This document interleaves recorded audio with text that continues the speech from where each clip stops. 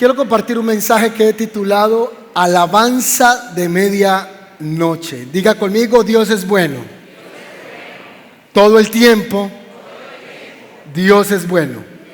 Estuvo muy bueno el intento. Ahora diga conmigo, Dios es bueno todo el tiempo. Todo el tiempo, Dios es bueno. Yo creo que Dios es bueno todo tiempo, en toda ocasión. Él permanece siendo fiel para con cada uno de nosotros. A veces cuando uno se logra comprar la camioneta de los sueños, uno dice Dios es fiel. Cuando una persona se compra la casa de los sueños, dice Dios fue fiel, Dios me ayudó a comprar la casa. Cuando se logró sacar la hipoteca, decimos Dios es bueno.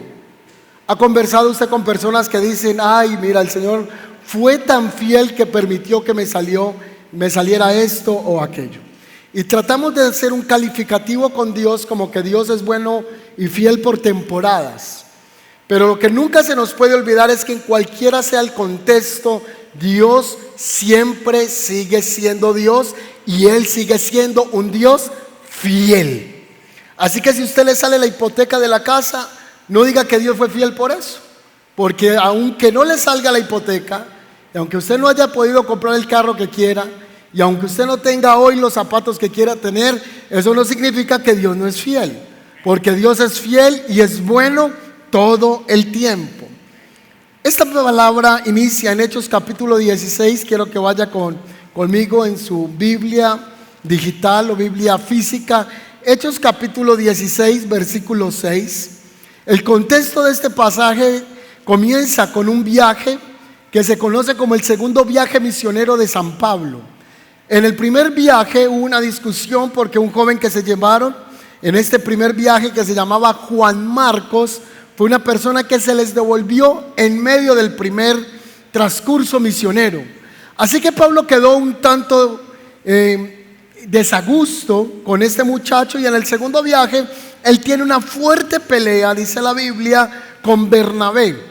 Pablo y Bernabé, compañeros de misiones, pero en el segundo viaje tienen un enfrentamiento muy fuerte porque Bernabé quiere llevar a Juan Marcos y Pablo dice que se quede Marcos. Yo no lo quiero llevar, es una persona que le falta carácter, compromiso, y Pablo lo desechó.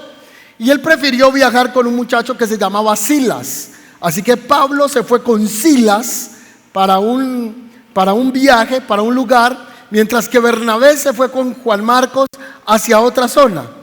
Pablo se va con Silas, pero no vaya a creer que Silas era una mujer. Hay alguien que predicando dijo, iba Pablo con su esposa Silas y su hijo Timoteo. No, Silas es un hombre y Timoteo, Pablo lo llama el hijo engendrado en prisiones, o un hijo en la fe. Así que este segundo viaje inicia con un altercado muy fuerte, como lo mencioné, entre Pablo y Bernabé. Sin embargo, a pesar de esta discusión, ellos salieron bajo bendición porque el cuerpo apostólico los envió en bendición. También los cristianos a veces tenemos nuestras discusiones y los hermanos en la fe. Así que Pablo se va bajo guianza del Espíritu de Dios en este trasegar misionero. Así que vaya conmigo al versículo 6.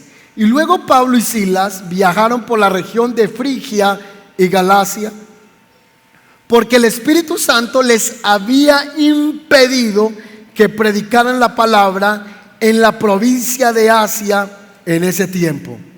Pregunto, ¿cómo es posible que aquí la Biblia diga que Dios o el Espíritu de Dios le prohibió a Pablo predicar en un sector? Tremendo. El Espíritu de Dios fue el que le prohibió entrar a predicar a un lugar. Quiere decir que no todos los lugares Dios lo envía a uno. Uno tiene que pedir la dirección de Dios, según este pasaje bíblico, versículo 7.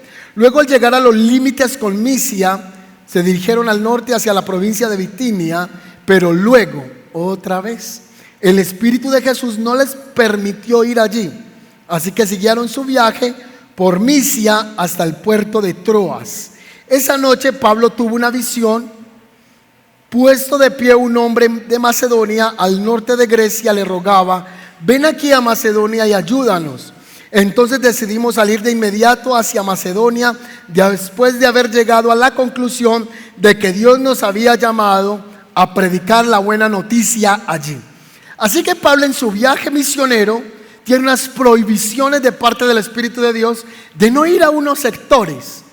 Pero en una noche él tiene una visión en la que ve un hombre macedonio. Macedonio, dícese de Filipos, de Macedonia, el sector. Y este hombre le dice: ven que te necesitamos. Entonces él comprende que el Espíritu de Dios le está hablando y que deben dirigirse hacia Macedonia. Aquí le quiero mostrar este mapa para que podamos comprender cuál era el pequeño recorrido de Pablo en su viaje misionero. Usted, cuando vaya a Israel, va a encontrar ese primer puntico que está aquí a mi lado izquierdo, se llama Jerusalén. Esa gente no tenía el metro, no había buses, no había ningún transporte moderno como el de hoy, no habían avionetas, no habían vuelos charter, no había avión privado. Todo era a pie, en burro, en camello, en caballo o arrastrado por un caballo. Este viaje misionero lo tiene San Pablo, más o menos para comprender cuando él fue detenido por el Espíritu de Dios cuando estaban en Misia. Yo quiero que usted se ubique en el punto que tenemos aquí, que se llama Troas, en la parte superior. Cuando estaban en Troas, en ese sector está Misia, y allí el Espíritu de Dios les prohibió moverse. Allí él tiene una visión en la que ve que un hombre de Macedonia le está suplicando que por favor vayan a viajar hacia su tierra. Así que yo quiero que usted mire, al frente de Troas está Filipos. Allá en Filipos era que iba a viajar. Si usted coge el Google Here o coge el Google Maps y usted coloca aquí Girardota, usted dice: no, pues está cerquita, ¿cierto? Porque aquí todo se ve muy cerquita. Lo mismo pasa aquí. Son recorridos de kilómetros y días para poder llegar al destino. Así que Pablo, dirigido por el Espíritu de Dios, ahora se va a ir a una región que se llama Filipos. En ese lugar él tendrá una comisión por el Espíritu de Dios. Versículo 11. Subimos a bordo de un barco de Troas y navegamos directo a la isla de Samotracia, y al día siguiente desembarcamos en Neápolis. De allí llegamos a Filipos, a una ciudad principal de ese distrito de Macedonia y una colonia romana, y nos quedamos allí varios días. Lo primero que yo resalto en San Pablo, y al estudiar el texto bíblico en el que todos nos vamos a ser confrontados esta noche, es la obediencia que tiene Pablo para poder escuchar el Espíritu de Dios y dejarse guiar por el Espíritu del Señor. Y cómo esa obediencia de Pablo va a traer salvación a una tierra, a una familia, y va a tener una repercusión histórica en cuanto refiere a la predicación del Evangelio. Así que en el versículo 13 dice: el día de descanso, es decir, el día sábado, nos alejamos un poco de la ciudad y fuimos a la orilla de un río donde pensábamos que la gente se reunía para orar. Y nos sentamos a hablar con las mujeres que se habían congregado allí. Y una de ellas era Lidia. Era que la mujer daba mucha lidia, es que su nombre es Lidia. Así que ahí estaba esta mujer, era una comerciante de tela púrpura y era muy costosa. Así que el trabajo de Lidia era vender telas. Y esa tela era muy costosa, era muy famosa, era una tela púrpura. Así que esta mujer era una mujer de mucha influencia en el sector, una mujer comerciante. Y dice que cuando ella comenzó a escuchar a Pablo, el Espíritu de Dios abrió el corazón de Lidia para que ella pusiera atención en el mensaje de salvación. Y esto terminó que el corazón de ella se aperturara, y no solo el de ella, sino el de su familia, que en consecuencia dice que toda su familia ese mismo día desciende a las aguas y son bautizados. Así que la obediencia de Pablo lo guió a un destino que Dios tenía trazada para la casa de Lidia. Tenía Dios un destino trazado para los familiares. Ahí no se menciona el esposo, pero para los hijos, quizá para los yernos de esta mujer, el evangelio les impactó por un hombre que fue obediente al Señor. ¿Cuánto les pasó acá que iban en un taxi durante todo el trayecto? Usted tenía deseos de compartirle de la fe al taxista. ¿Cuánto les pasó eso alguna vez? ¿Solo a mí? Y usted decía: le voy a predicar, le voy a predicar, le voy a predicar, y no le predico. ¿Les pasó? O iban en el metro y usted veía a una persona y iba llorando y usted siente una palabra de Dios y le decía a esta mujer: Dios está contigo, tú no estás sola, no importa por el valle que estés atravesando. Pero el temor, el miedo no nos permitió ser atrevidos y dar un paso de fe y llevar un mensaje de salvación que iba a trastornar la vida de una persona. Es más, el hecho de que usted y yo estemos hoy aquí sentados obedece a la obediencia de una persona que un día tomó el teléfono y nos llamó. Alguien que nos escribió al WhatsApp, alguien que nos puso un mensaje en Instagram, en Telegram, o hace años alguien nos llevó a una reunión, nos sentó al frente de la iglesia y nos dijo: mira, este lugar es especial, Dios aquí ha tocado mi vida y yo quiero que esto que he experimentado, tú también lo experimentes. Caso particular que está registrado en uno de los libros de ADN y mentoreo de la iglesia, que es uno de los niveles de formación. Hay una historia allí que resalta el trabajo de un voluntario y de un facilitador de milagros. Y es en una ocasión, en una carpa evangelística, estaba predicando el mensaje un predicador llamado Mordecai. Y este hombre estaba hablando de entregar su vida a Jesús. Dos jóvenes estaban a la entrada de la congregación o de aquella vieja carpa, pero el voluntario hizo que los jóvenes se acercaran donde estaba el predicador para que ellos abrieran el corazón al mensaje de Jesús y el Espíritu Santo hiciera la obra. Cuando él hizo que los muchachos se acercaran al altar, él nunca se imaginó que ese pequeño acto de obediencia, que ese pequeño acto de escuchar la voz de Dios y ser sensible a Él, iba a trascender en millones de personas. Porque uno de esos jóvenes que pasó al frente se llamaba Billy Graham. Billy Graham murió hace poco tiempo y se dice estadísticamente que él, a través de la predicación del evangelio, a través de los medios televisivos y a través del trabajo evangelístico, alcanzó a más de 200 millones de personas. Quizá yo no estaré frente a una audiencia de 200 millones de personas. Quizá usted nunca estará frente a una audiencia de 200 millones de personas. Pero cuando yo le comparto el evangelio a una persona, cuando estoy tocando la vida de un joven, estoy tocando multitud de jóvenes, estoy tocando una generación. Cuando estoy tocando a un niño, estoy impactando la generación de ese niño, porque ese niño tendrá la palabra sembrada en el corazón. Y donde quiera que él esté, va a ser un portador del evangelio de la fe. Es más, si usted se fuera a vivir a España, si usted se fuera a cualquier punta de este planeta terráqueo, usted testificaría de que usted cree en Cristo, que usted ha creído que Él es el Hijo de Dios, que murió y resucitó al tercer día, y usted sería un duplicador del mensaje de salvación. ¿Cuántos dicen amén? Porque un día alguien implantó una semilla en nosotros. Hoy día yo recuerdo cuando estaba pequeño, íbamos a la escuela dominical y tengo con agilidad mental una imagen muy clara en mi mente cuando teníamos que hacer la actuación de Ananías y Zafira. Y recuerdo una de las jóvenes que estaba en la actuación, que por cierto ya murió esta chica. Estábamos actuando ese mensaje y hasta el día de hoy yo lo recuerdo. Todo eso que me infundaron, me enseñaron, sembraron en mi corazón, hizo que a medida que yo creciera, la fe también fuera creciendo en mí, y que no fuera una fe pasiva, sino que fuera una fe activa y una fe que fuera multiplicadora del evangelio.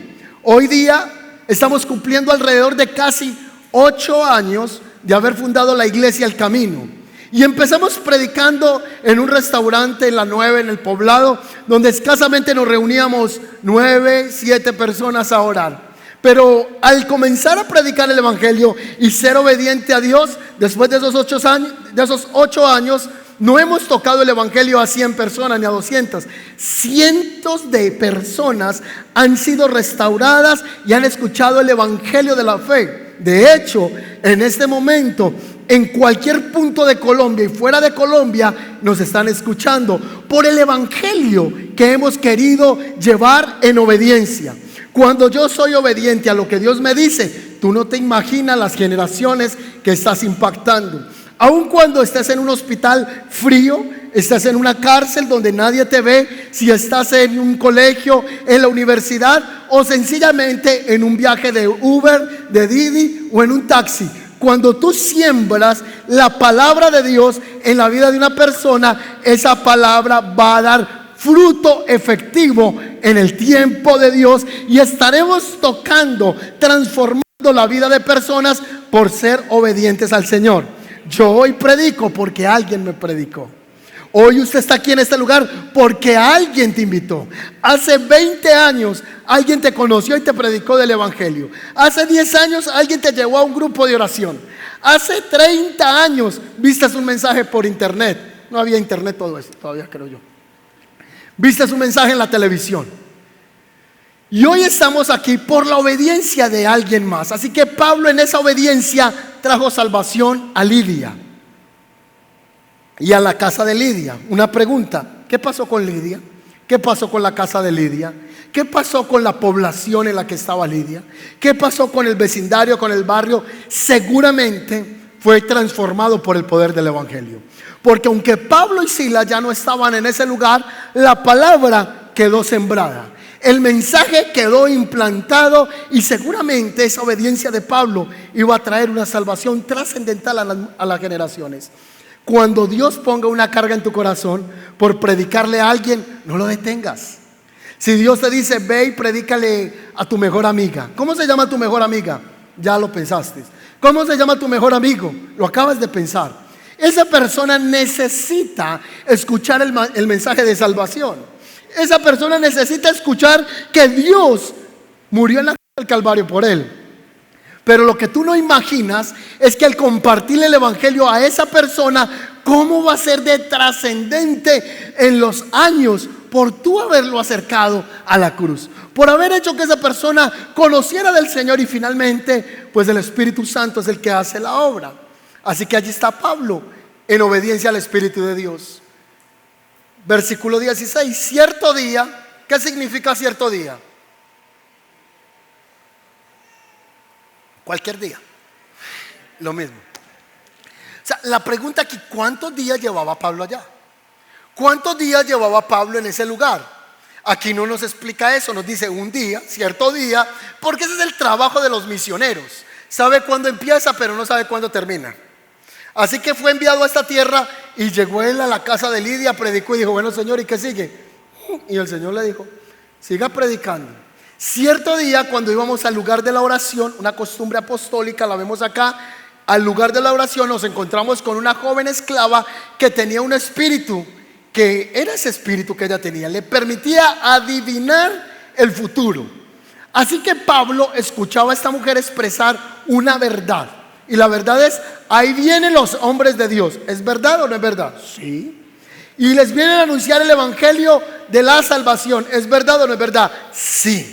Así que ella tenía una entidad espiritual, un espíritu demoníaco en ella que hacía que pudiera tener premonición del futuro. Eso pasa todavía, no en esta iglesia, que hay gente que todavía va a las iglesias y todavía le gusta leer el horóscopo. Y todavía uno escucha gente en la iglesia que dice, ¿y usted qué es? ¿Sanitario o acuario? No, yo no soy ni sanitario ni... Hay gente que todavía va a que le lean la mano, que le lean el tabaco. De vez en cuando le gusta escuchar por allá que está diciendo el último brujito de la época de moda. Ay, pero mire que los Simpson dicen que viene el arrebatamiento. ¿En serio? En la Biblia ya hablaba eso, ¿cierto? Entonces estamos mirando qué están adivinando, qué están diciendo, y la gente quiere poner su fe en la adivinación. Yo no sé si vieron una mujer que está tendencia en TikTok. Los que tienen TikTok van a saber de esto, los demás hermanos van a quedar en el aire. La alienígena, correcto. La mujer que tiene el lenguaje alienígena. Paz, armonía. Y la gente la entrevista en canales internacionales. Y la pregunta es, ¿y qué piensan los alienígenas de nosotros? ¿En serio? ¿Qué es esa falta de seriedad? Y esa mujer es tendencia en TikTok porque tiene el lenguaje alienígena. El lenguaje estupidinencia es el que tiene. Y la gente la escucha y se volvió totalmente viral en las redes sociales. El espíritu de la adivinación hace que la gente todavía crea que ponerse los calzoncillos al revés traerá suerte. Que no poner un espejo en la habitación le traerá consecuencias o será negativo. Hace creo 3, 4 días estábamos en Cartagena. Pasé por un local que vendían espadas, barcos y antigüedades. Ingresé.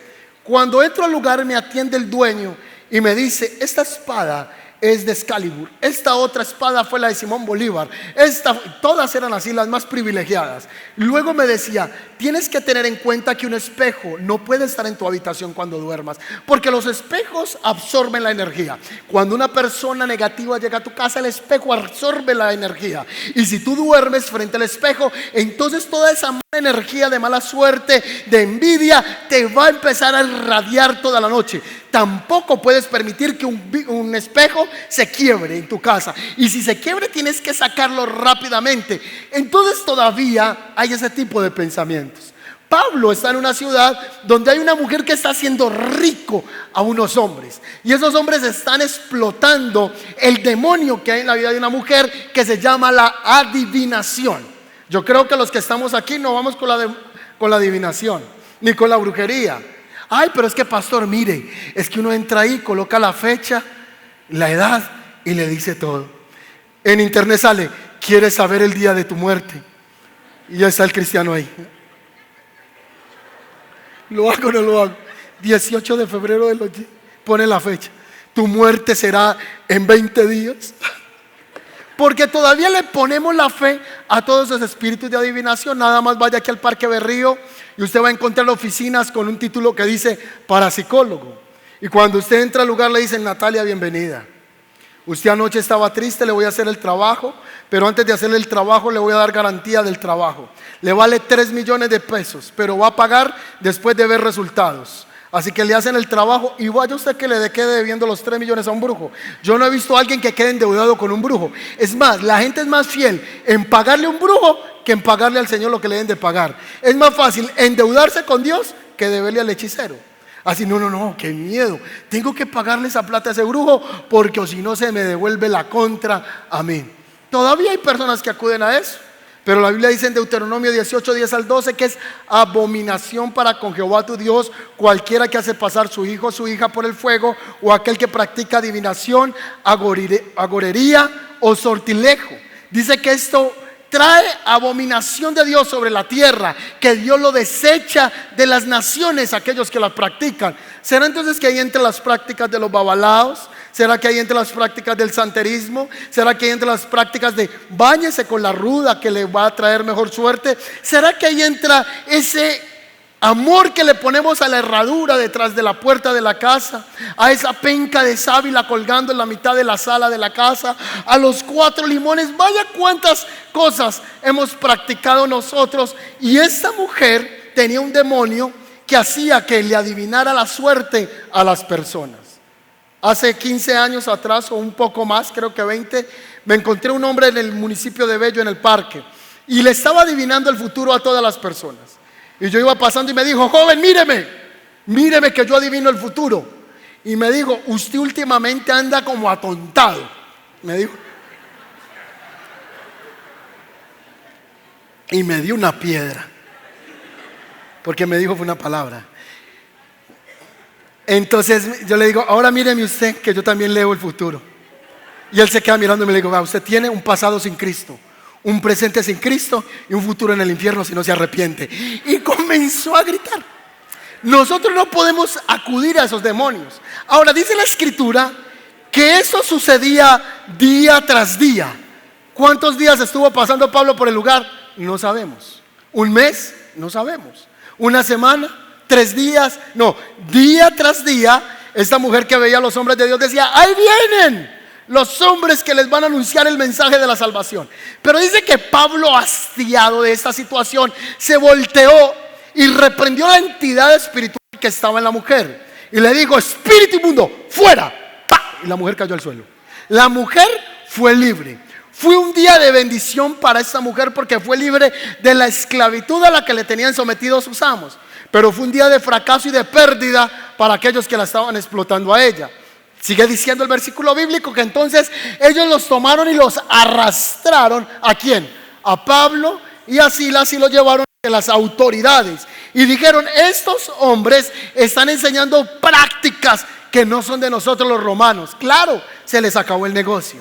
Le habían sacado el demonio de la adivinación a esta mujer. Así que dice la escritura que los desnudaron. Wow. Una pregunta aquí. Pablo, ¿qué está haciendo de malo? Dice que el Espíritu Santo fue el que le prohibió entrar a un lugar, que el Espíritu Santo fue el que lo guió para que le predicara a Lidia y a su familia, y por el poder del Espíritu Santo echó fuera un demonio de adivinación de la vida de una persona. Y ahora Pablo está desnudo, porque dice la Biblia que les quitaron la ropa y lo llevaron ante las autoridades por lo que ellos estaban haciendo. Aquí hay una pregunta para nosotros. ¿Ha sufrido usted por hacer lo bueno alguna vez? ¿Ha sufrido usted por decir la verdad? ¿Por confrontar a alguien? ¿Ha pasado usted por grosero? ¿Ha pasado usted por falto de sensibilidad? ¿Ha sufrido usted por ser una persona correcta alguna vez en su vida? ¿Cómo reaccionamos frente al sufrimiento? ¿Cuál fue la actitud que Pablo tuvo en ese lugar? Porque Pablo y Silas sufrieron por hacer lo bueno. Mire lo que dice la Biblia. Las esperanzas de los amos de las mujeres se fue al suelo porque ellos pensaban hacerse ricos, quedaron destruidas. Así que agarraron a Pablo y a Silas y los arrastraron hasta la plaza ante las autoridades. Versículo 21. Dicen que estos hombres enseñan costumbres que nosotros los romanos no tenemos por qué practicar. Versículo 22 en la parte B. Y ordenaron que les quitaran la ropa y los golpearon con varas. Uy, Dios mío. Si Dios me dice, vea, lo voy a enviar a un lugar, no me va a entrar a ciertos lugares, va a entrar donde le diga, hay una señora allá que se llama Lidia, que va a escuchar el mensaje y se va a arrepentir con los hijos, luego lo va a dejar allá otros 3-4 meses predicando, luego una mujer endemoniada se le va a aparecer, usted le va a expulsar el demonio, pero luego le van a robar la ropa, lo van a arrancar, lo van a dejar desnudo y lo van a latigar. Y yo le dije, ay Señor, heme aquí, envíalo a él, yo no voy por allá. O sea, yo creo que si muchas de las cosas que nos han pasado, nosotros sabíamos que nos iba a pasar, nosotros le hubiéramos dado la curva. Pero también hemos tenido momentos en que hemos padecido por servirle al Señor. Pero ¿cuál es la actitud que Pablo tiene? Y viene la pregunta otra vez aquí. ¿Cómo reaccionamos cuando sufrimos? Si usted hubiera sabido que esa situación le iba a pasar, ¿usted la hubiera hecho? Pues Pablo fue encarcelado. Así que los tomaron, los cogieron con varas y salía sangre. Le arrancaron parte de la piel. Están llenos de moretones. Esto como es de fácil hablarlo. Pobre Pablo y pobre Silas, porque aquí yo no estoy sintiendo nada.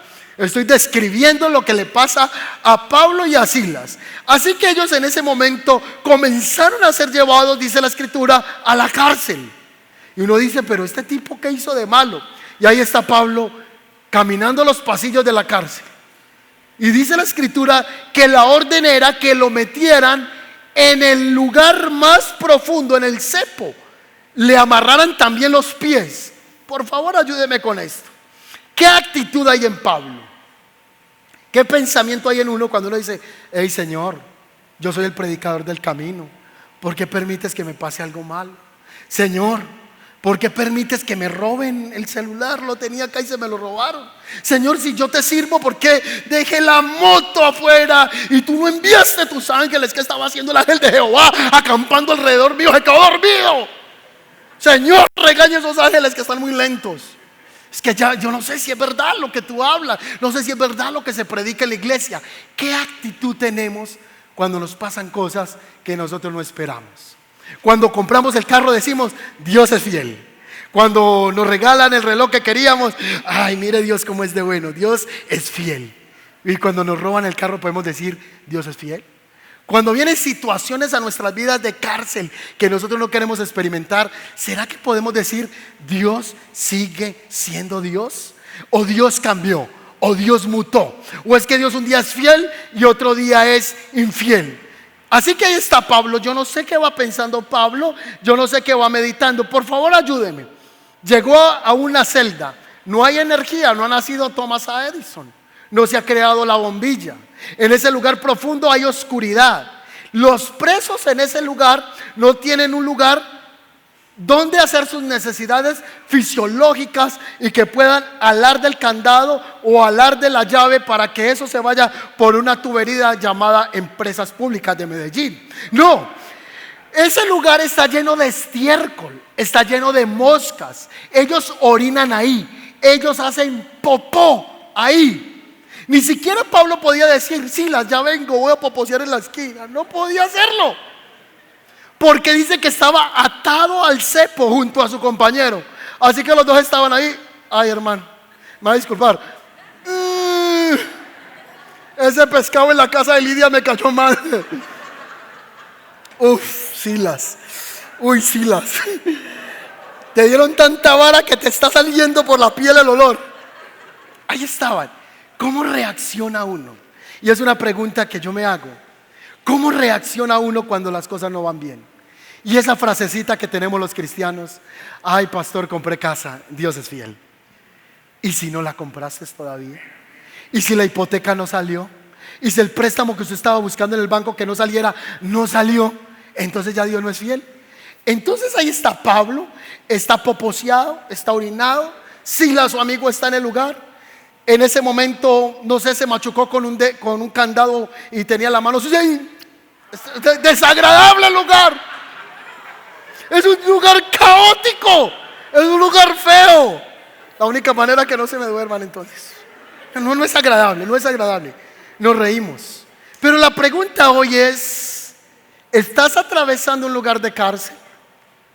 ¿Será que alguien está atravesando un lugar de cárcel en este lugar? Porque la cárcel es el lugar para los villanos. Pero Pablo no es un villano, pero está en la cárcel. ¿Qué hace Pablo en la cárcel si está amando a Dios? ¿Cómo uno pasa problemas con un discípulo si usted lo que hizo fue ayudarlo? Si usted lo que hizo fue aconsejarlo. Si usted lo que hizo fue prestarle plata el día que no tenía que comer y esa persona terminó hablando mal de usted y usted terminó cargado diciendo: pero ¿qué sentido tiene servirle a la gente si esta es la manera en que me paga? Es que la cárcel es un lugar de soledad. La cárcel es un lugar de tortura. La cárcel es un lugar de dolor. La cárcel es un lugar de encierro y donde las esperanzas se ven disminuidas. Es un lugar de deterioro emocional. Si usted puede ver en YouTube cómo es la cárcel del Chapo Guzmán, es un cuadrito con solo una letrina para que haga sus necesidades. Y ella está en un lugar que lo está cada vez carcomiendo el alma, las emociones. Lo está volviendo una persona enferma psiquiátrica. Ya está entrando en demencia porque el lugar no proporciona salud mental, sino que proporciona daño a la conducta y a la buena cordura del hombre, el buen comportamiento. Así que la cárcel es un lugar de deterioro emocional. Y yo creo que todos, y lo que les estoy diciendo es muy fácil hablarlo y reírnos, pero todos hemos pasado por momentos de cárceles, o pasaremos por ese momento de soledad. Pasaremos por ese momento de deterioro emocional de nuestras vidas. Un lugar de mucha escasez es la cárcel. Un lugar donde tener un cepillo de dientes es un lujo.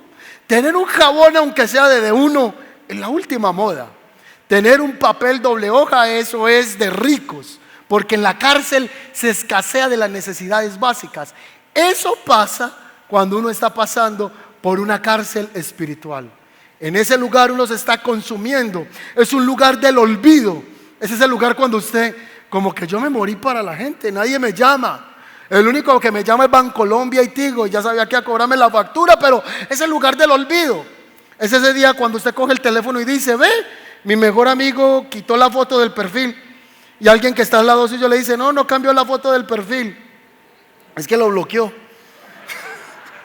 En la cárcel es un lugar privado de las decisiones básicas de la vida. Es un lugar de dependencia de otro. Cuando lo mínimo que es salir de la celda, tengo que estar dependiendo de alguien que la abre o la cierre en las horas estipuladas. Y en la vida hemos tenido momentos de cárceles. Y en esos momentos de olvido y de soledad, ¿cómo reaccionamos contra Dios? Es ese tiempo que yo digo: yo no volver a la iglesia, yo ya no quiero volver a orar, no quiero volver, ni creo en la Biblia. Peleamos contra Dios y comenzamos a tener una lucha mental en dar el paso de seguir obedeciendo a Dios, o dar un paso al costado diciendo que la vida para nosotros no tiene sentido en caminar con el Señor. La cárcel es un lugar frívolo, un lugar oscuro, donde la espesa lobrejez cubre todo el lugar. Y yo creo que hemos estado o estaremos en ese lugar. O esta palabra está siendo enseñada porque una persona en este auditorio, dos, o alguien que está por internet, está pasando por un momento de cárcel de la vida. Es un lugar donde las horas, los minutos y los segundos se vuelven eternos. Parece que el tiempo se detuviera. Es un lugar de ansiedad. Es un lugar donde las mínimas cosas de la vida, poderlas tener, no las puedo obtener. Esto me recuerda que hace 5 años atrás, o yo creo que ya 7 años, estuvimos en la cárcel. Gracias a Dios, no pagando una condena, sino visitando los presos. Estábamos predicando en el lugar. Y recuerdo que el equipo con el que fuimos, pocas veces que he ido a la cárcel. Otro puede tener el derecho de decir que no me importan los presos y de ahí para allá. Pero esa vez que fui a la cárcel, recuerdo que llevamos helado y solo había un vasito de 7 onzas. Y en un vasito de 7 onzas le echábamos 2 bolitas de helado a los presos. Y ellos hacían fila. Y yo escuchaba frases como estas: hey, parce, 7 años sin comer helado. Hey, parce, 10 años sin comer heladito. Ya me he olvidado lo que sabía el helado. Y era en un vasito de 7 onzas. Es que cuando uno está en los momentos de crisis, cuando uno está en los momentos difíciles, ¿cómo reacciona uno para decir que Dios está del lado de uno? La mejor manera de decir que Dios está del lado de uno es cuando uno los negocios le sale, cuando uno compra carro, cuando uno le sale la beca, es donde dice Dios está conmigo. Pero aún en los momentos de cárcel, Dios no se ha ido del lado nuestro. Dios está allí. Pero la cárcel es temporera. La cárcel es un transcurso de trabajo de carácter de Dios con nuestras vidas. Es el tiempo donde aprendemos a depender no del hombre, sino que aprendemos a depender de Dios. Es el tiempo de la cárcel la que permite que nosotros escuchemos con avidez el corazón de Dios, y donde Dios nos muestra que hay en nosotros.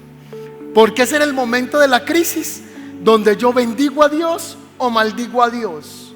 Es el tiempo donde yo puedo expresarle esa frase incoherente del hombre más sabio que aparece en la Biblia, que dice: Señor, no me des muy poco, porque pronto te maldigo, y no me des mucho, porque pronto me puedo olvidar de ti.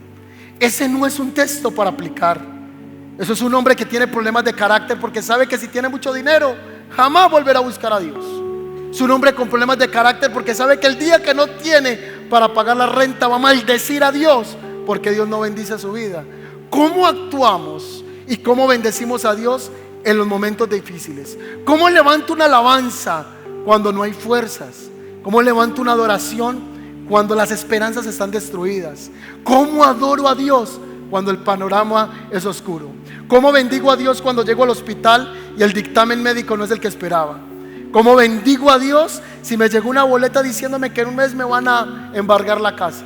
¿Cómo bendigo a Dios si yo soy un líder de la iglesia, trabajo predicando el evangelio a jóvenes, pero mi hijo de 13 años está perdiendo la droga?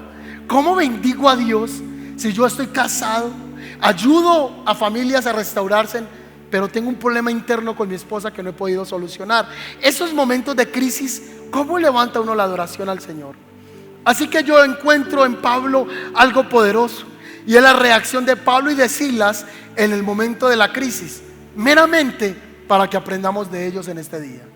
Solamente para que veamos un cuadro de una persona que, aunque pasa crisis, no niega su fe, que aunque pasa dificultades sigue diciendo: aunque la higuera no florezca, como dice Habacuc, yo te voy a seguir alabando, yo te voy a seguir adorando.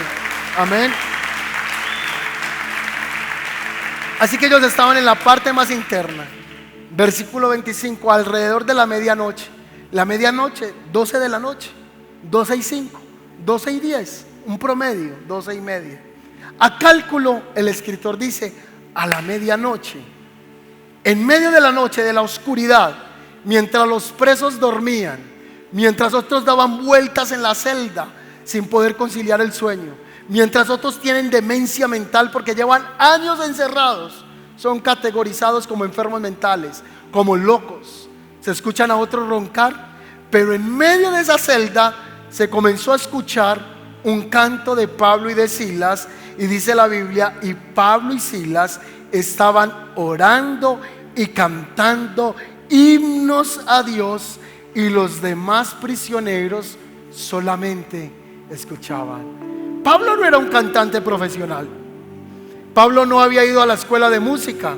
Había sido levantado por un gran teólogo llamado Gamaliel.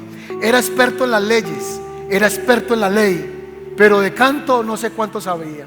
No sé si Silas entonaba, no sé si eran los mejores músicos, pero quizá lo único que se escuchaba al fondo de la cárcel oscura, con una espesa lobrejez, con un olor putrefacto a estiércol y a orina, solo se escuchaba un canto. Quizá algo como esto, quizá. Levanto mis manos, aunque no tenga fuerzas.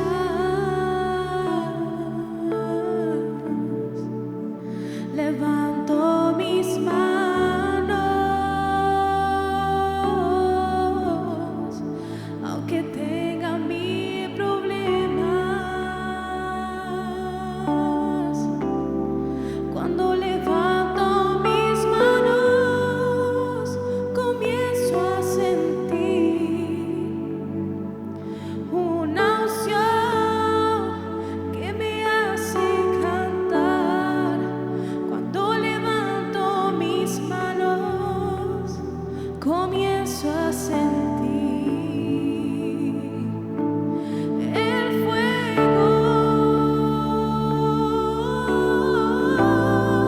Cuando levanto mis manos, mis cargas se van. Nuevas fuerzas tú me das. Todo esto es posible. Todo esto es posible cuando levanto mis manos. ¿Cómo adorar a Dios cuando las cosas son difíciles? ¿Cómo adorar a Dios en el momento de mayor oscuridad? Pablo y Silas estaban orando, estaban cantando a Dios en el momento de su mayor oscuridad, en el momento de la mayor adversidad. Y es ahí donde Dios nos invita a que solo el poder de la oración y la alabanza nos va a hacer salir fuera. Ellos estaban presos físicamente, pero no en el espíritu. No levantaron una quejabanza, sino una alabanza. Los presos comenzaron a escuchar, y yo creo que ese canto comenzó a ser un bálsamo para muchos que hace años no escuchaban una sinfónica, hace años no escuchaban tan siquiera a alguien desentonado, con voz ronca, cantar aunque fuese de manera inapropiada, hablando desde el punto de vista musical. Ellos se convirtieron en un bálsamo para la celda. Y dice la Biblia que en ese momento hubo un terremoto. Las puertas se abrieron a todos los presos que estaban ahí. Así que yo creo que la alabanza, cuando estamos mal, se convierte en un lugar de apertura de puertas. Cuando estamos en depresión, en ansiedad, cuando usted está mal, usted levanta sus manos. Bendito sea este lugar y todo lugar que hay en todo Colombia y en el mundo, en las iglesias, donde podemos venir y levantar nuestras manos y desahogarnos. Bendita la iglesia que alguien se nos acerca y nos da un abrazo y nos dice: tú no estás solo, Dios está contigo. Bendito el lugar que un día conocimos la familia de la fe, que venimos y nos arrodillamos y lloramos, y nadie nos critica ni nos señala por ese dolor, sino que nos vemos con compasión los unos a los otros. Ahí está Pablo adorando, él está orando. Esa fue la manera de él reaccionar en su crisis. ¿Cómo reacciona el que no tiene a Dios? Dice que había en ese lugar un carcelero. La Biblia lo llama el carcelero de Filipos, porque la cárcel estaba en Filipos. ¿Cómo se llamaba el carcelero de Filipos? No sabemos. Pero dice que le dio tanto susto que las celdas estaban abiertas, que se iba a echar sobre su espada, es decir, se iba a quitar la vida. Porque eso es lo que nos pasa cuando no tenemos a Dios. Yo no sé si hay un problema de pérdidas, de deudas, problemas emocionales. Dios no ha terminado con nosotros. Pero el que no conoce a Dios, entonces está corriendo a las pastillas para quitarse la vida. Es más, hay gente que en esta iglesia, que está aquí sentada, ha contemplado quitarse la vida.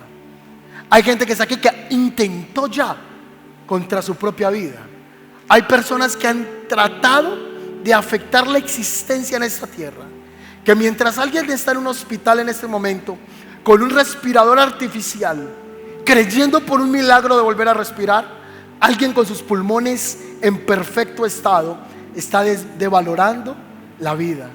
Alguien que está en el hospital en este momento enllagado, que no se puede mover, está a punto de perder la vida. Y gente que está con sus manos, sus extremidades y la salud, está desechando la salud que Dios le ha dado, está desechando las fuerzas que Dios le ha dado. Gente que se está quitando la vida. Así reacciona el que no conoce al Señor. Pues según una encuesta de la revista Semana, los casos de suicidio en lo que ha corrido de este año, primero le voy a hablar de Cali. Se encendieron las alarmas en las autoridades durante el 2022. De acuerdo a la Secretaría de Salud, 56 personas acabaron con su vida. Y se dice que 691 lo intentaron. Estos datos representan un severo incremento con respecto al mismo periodo del 2021. En comparación del año inmediatamente anterior, el aumento de suicidios es el doble. Tenemos 56 casos de suicidio, 57% más de lo que teníamos en el 2019, 2020 y 2021. Una cifra alarmante. Se tiene en cuenta que el 55% de estos casos se dan en niños y en jóvenes entre los 12 a los 25 años de edad. Esto lo explicó y lo afirmó Torres Agredo de la Secretaría de Salud de Cali. El incremento de suicidios en personas jóvenes en Cali viene registrándose desde antes de la pandemia. Según esta dependencia, pues en el 2021 ocurrieron 87 suicidios, de los cuales 38 corresponden a ciudadanos entre los 10 añitos, 10 años y 29 años. Ahí se cumple la palabra que dice que el diablo vino para matar y robar, robando la juventud, robándole la fuerza a las nuevas generaciones. Mientras que en el 2019, un año antes que se conociera la existencia del coronavirus, 99 personas se quitaron la vida y 41 estaban en dicho rango de edad. Para entender, dicen los expertos, estas alarmantes cifras, se quitaron la vida estas alarmantes cifras, se creó un programa que se llama Tejiendo Sueños. Tejiendo Sueños. Lo que se está buscando es que los jóvenes no se quiten la vida. Pero no solo se trata de programas, se trata de que podamos poner nuestra esperanza en el Señor. Ahora alguien me puede decir: pastor, ¿y a mí qué me importa Cali? Yo no vivo en Cali, yo vivo en Medellín. Y lo hablaríamos desde un corazón duro que alguien pueda decirlo eso. Pues en Cali en el 2022 se reportaron 108 casos de suicidio de los 2.595 casos que se presentaron en el país durante el 2021. Pero Antioquia aportó cerca del 15% de estos, con 365, de los cuales Medellín abarca la mitad de los casos, con 184 suicidios aquí en Medellín. De esos 184 suicidios, 146 son hombres y 38, son mujeres.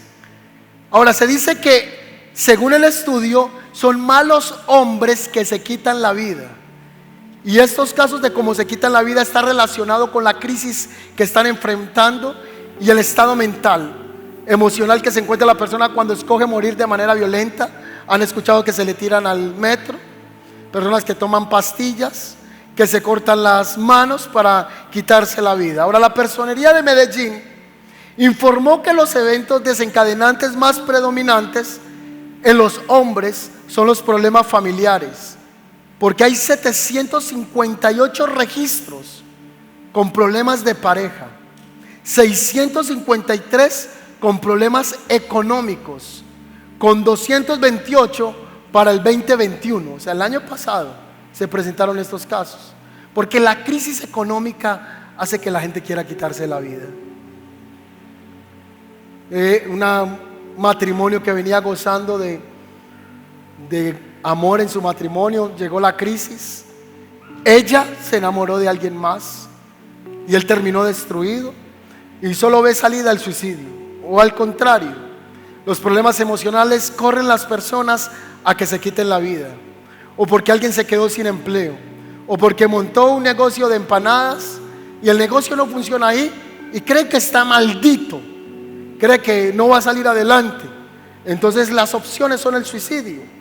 Lo más tremendo es que en Medellín el rango más predominante durante la pasada anualidad fue de los 25 a los 29 años, y la comuna que más aportó suicidios en Medellín es la comuna 16, aquí cerquita de nosotros.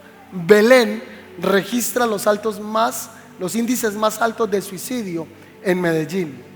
¿Cómo reaccionamos frente a las crisis? ¿Ha escuchado gente que iba a la iglesia y que se intentó quitar la vida? ¿Escucha usted de personas pero era el que se congregaba, el que estaba cantando? Un pastor en Estados Unidos era conocido, escribía libros, pero terminó quitándose la vida porque no soportaba la presión del ministerio, las críticas de las personas y arrastrando depresión por años. ¿Qué pasó? Así que Dios quiere que en medio de la crisis podamos sentir que no estamos solos, que tú no estás solo, que aunque tú no lo veas, Él está ahí, que aunque tú no lo sientas, Él está ahí, que Él no ha terminado contigo, y en tu celda más oscura Él sigue a nuestro lado. Así que el carcelero fue impactado, porque Pablo le dijo: no hagas eso, ¿cómo te vas a quitar la vida? Y eso que Pablito estaba ya amarrado los pies. Se abrieron también esas esposas que tienen los pies. No hagas eso, no te quites la vida. Y dice que el carcelero de Filipos se tiró a los pies de Pablo y le dijo: ¿qué hago para ser salvo? Y le dijo: cree en el Señor Jesús y serás salvo tú y toda tu casa. ¿Cómo es que Pablo está en una crisis y sigue predicando? Dándole esperanzas a otro, y bien poposeado, orinado, lleno de sangre, y le dice: cree en el Señor Jesucristo. O sea, mira, el Dios que yo creo me tiene aquí un poquito oliendo maluco, pero cree en el Señor y será salvo y tendrá la vida que yo tengo. Cree en el Señor Jesucristo, dice, porque el gozo del Señor es nuestra fortaleza. ¿Por qué es importante que usted llegue temprano a la iglesia y no llegue una hora después? No, yo llego a la hora de la prédica. Es que a mí la alabanza no me gusta, eso que fluye en mí, que arde en mí, que el muchacho brinca ya para que la tarima estuviera caliente. Lo que tratamos de hacer aquí con los muchachos y con las danzas es imprimirle alegría a este espacio. Hay gente que dice: a mí me gusta algo más solemne. Vaya para un convento, mamita, vaya para un convento de claustro. Cuando nosotros venimos acá, hay que brincar, ¿cómo no vamos a adorar al Señor? ¿Cómo no lo vamos a alabar? Y yo me imagino Jenny y las niñas que están aquí danzando, que hay gente que llega aquí con una depresión, llegan tristes, están en una celda horrible, pero cuando ven muchachos aquí brincando, saltando, danzando, transmitimos el amor.